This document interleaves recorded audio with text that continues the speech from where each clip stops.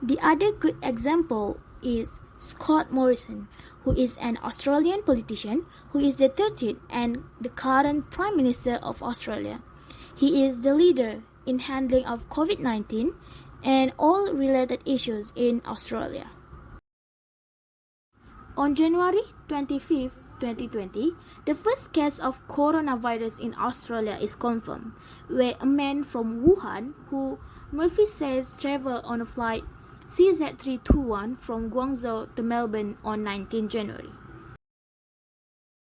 So this is the daily new cases in Australia. As you can see, the first wave started on 4th March with 14 cases and reached the high with 537 on March 22, and then declined and reached the second wave on June 15 with 15 cases and reached the highs on July 30 with 721 cases, and then after that it keep decline until the latest data May 18 with 10 cases only. So as we can see on the graph, there are below 10 cases every day now in Australia. The decline of COVID cases in Australia can be because of the effectiveness of how their leaders handle and manage the people.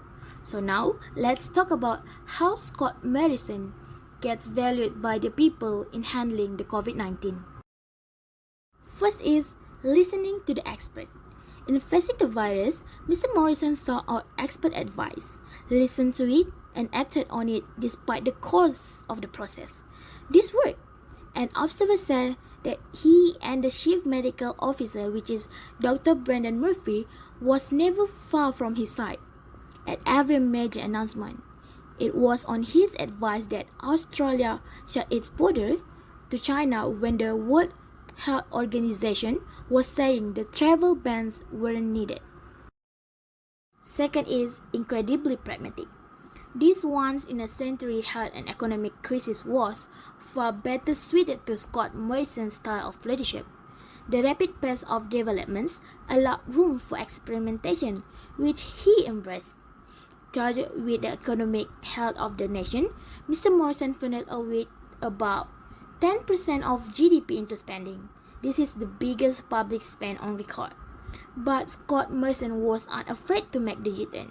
And as new restrictions were rapidly rolled out over March and April in 2020, people also welcomed the collaboration that this is the approach that are guaranteed. The third one is learning from mistakes. In late March 2020, thousands of passengers were allowed to disembark and disperse while there were COVID-19 cases on board. That spread led to 22 deaths and about 700 cases in Australia and more overseas. But despite this, overall, Mr. Morrison appears to have learned from his horror summer, which is the bushfire tragedy. His explanations of lockdown restrictions in the first weeks gave way to clearer public speeches. And his blustering, aggressive style also softened as the virus curve rapidly flattened and a largely compliant population has followed the social distancing regime.